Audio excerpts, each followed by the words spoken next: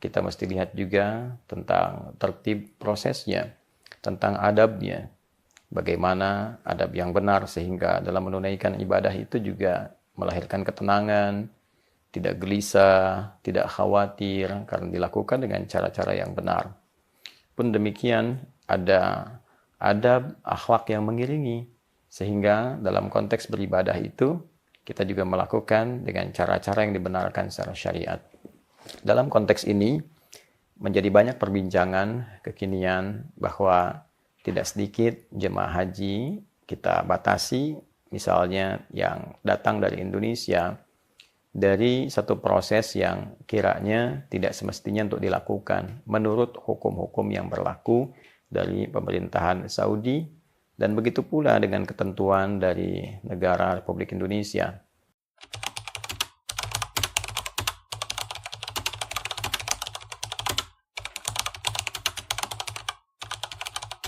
Assalamualaikum warahmatullahi wabarakatuh.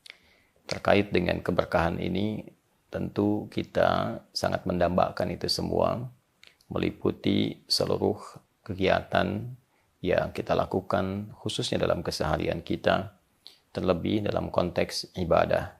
Bagaimana ibadah kita melahirkan berkah, bertambahnya nilai kebaikan, dan konsistensi mempertahankan itu sampai kita berpulang. Ziyadatul khair wastimraruhu.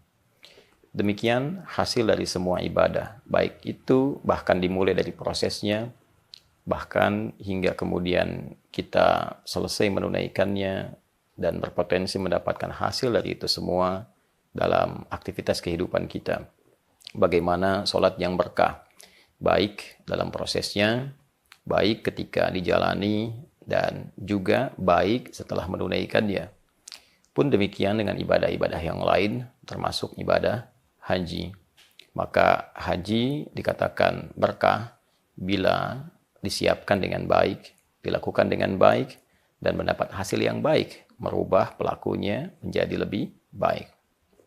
Teman-teman, dalam konteks baik ini tentu tidak cukup dengan kita menunaikan rukunnya dengan baik, dimulai misal terkait haji, dengan wukufnya benar secara rukun, kemudian dilanjutkan pada tahapan-tahapan berikutnya, baik itu di Muzdalifah, Jumrah Aqabah, Tawaf Ifadah, pun demikian dengan mabit di Muna, sampai dengan tuntasnya itu semua.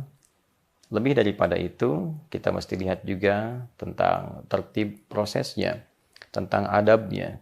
Bagaimana adab yang benar sehingga dalam menunaikan ibadah itu juga melahirkan ketenangan, tidak gelisah, tidak khawatir karena dilakukan dengan cara-cara yang benar.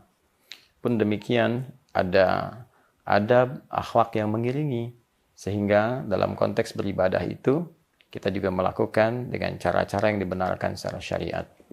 Dalam konteks ini menjadi banyak perbincangan kekinian bahwa tidak sedikit jemaah haji kita batasi, misalnya yang datang dari Indonesia, dari satu proses yang kiranya tidak semestinya untuk dilakukan menurut hukum-hukum yang berlaku dari pemerintahan Saudi, dan begitu pula dengan ketentuan dari negara Republik Indonesia. Seperti halnya saudara-saudari kita yang telah menunaikan ibadah umrah, mendekati musim-musim haji. Tentu ketentuan yang berlaku di Saudi menjadikan teman-teman yang berumrah ini mesti segera kembali ke negara masing-masing dan tidak diperkenankan bagi visa yang berlaku itu untuk mengikuti ibadah haji. Untuk itulah kemudian pemerintah di negara setempat, dalam hal ini di Saudi, memberlakukan sistem yang ketat. Mulai dari razia, juga pengecekan-pengecekan yang cukup ketat, yang sekarang banyak bertebaran beritanya, baik itu di media-media televisi, bahkan ke media sosial, dan tidak sedikit juga YouTuber-YouTuber lokal yang membuat konten-konten menunjukkan itu. Dan ini pun tentu juga akan mendapat perhatian dari pemerintahan setempat, ya, dari pengamatan-pengamatan dan lain sebagainya.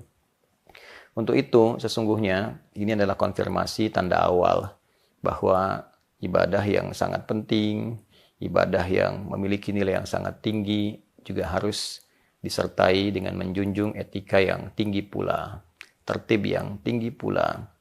Apakah kita dapatkan sesuatu bila kita menunaikan itu semua dengan perasaan khawatir, sembunyi-sembunyi, terkadang juga harus melakukan tindakan yang tidak sepantasnya, tidak sepatutnya. Memalsukan ID itu bukan hal yang bisa dianggap benar. Pun demikian juga membuat satu kondisi-kondisi yang bisa dikatakan sesuatu yang tidak harus dikerjakan. Agak sulit rasanya memilih kata-kata yang tidak layak untuk diungkapkan dalam konteks ini. Singkatnya, saya menghimbau akan lebih baik bila teman-teman yang tidak memiliki visa haji yang resmi itu tidak harus memaksakan untuk menunaikan ibadah haji yang dengan itu dilakukan dengan cara yang mengkhawatirkan, menggelisahkan, atau bahkan dapat beresiko bukan hanya pada pribadi, tapi juga penilaian secara general, secara umum pada jemaah dan penyelenggara ibadah haji itu sendiri. Tentu dibutuhkan banyak sinergitas di sini, selain juga dari sisi pemerintah yang memberikan pengetatan dari mulai keberangkatan. Tentu pemerintah juga mengetahui bila kerjasama dengan imigrasi dikuatkan, bahwa yang tidak memiliki visa haji yang resmi dengan jalur-jalur yang sebetulnya sudah menjadi rahasia umum untuk diketahui, diberikan satu pengetatan tertentu. Kemudian yang kedua juga travel mesti penting untuk diresapi, tidak mengambil resiko yang tinggi dengan mencoba menawarkan fasilitas kepada jamaah, tapi pada akhirnya juga menimbulkan persoalan-persoalan yang cukup serius. Dan yang terakhir tentu kembali kepada jamaah itu sendiri. Ya, mesti ditimbang, mesti diketahui. Bila memang ada rezekinya, yang haji-haji menggunakan visa turis itu kan biayanya cukup besar. Mengapa tidak dialihkan ke haji khusus saja yang jelas mendapatkan visa hajinya? Ya, atau juga belajar pengetahuan lebih bila telah menunaikan ibadah haji sebelumnya, boleh jadi bisa digunakan biayanya pada aspek yang lain, yang lebih bermanfaat, nilai mabrurnya lebih tinggi di hadapan Allah Subhanahu wa Ta'ala. Masih banyak fakir, miskin, banyak yatim-yatim yang butuh perhatian, atau mungkin saudara-saudara sendiri yang belum pernah berhaji bisa difasilitasi, yang dengan itu peluang mendapatkan pahala tentu bisa lebih mudah untuk diraih.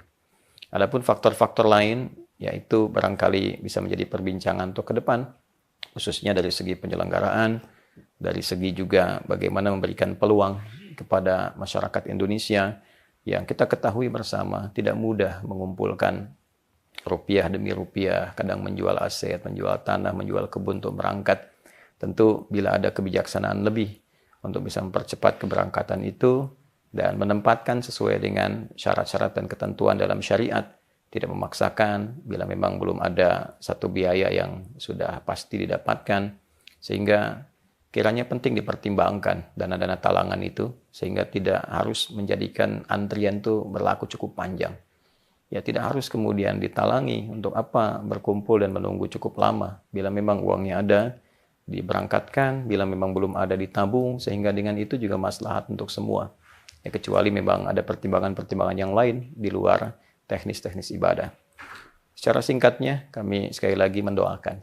Semoga siapapun yang berhaji tahun ini diberikan oleh Allah kemudahan, kelancaran, dan lebih penting daripada itu kemabruran. Semoga para petugas yang berkhidmat di musim haji tahun ini khususnya diberikan oleh Allah kesehatan, kelancaran dalam bertugas, dan pahala yang mengalir dengan keikhlasan yang telah dipersembahkan. Semoga kita semua diridhoi oleh Allah, dan mohon titip pada para jemaah haji, doakan bangsa ini, doakan negeri ini supaya damai, rukun, kehidupannya diberkahi oleh Allah Subhanahu wa Ta'ala, konflik-konflik diredakan oleh Allah.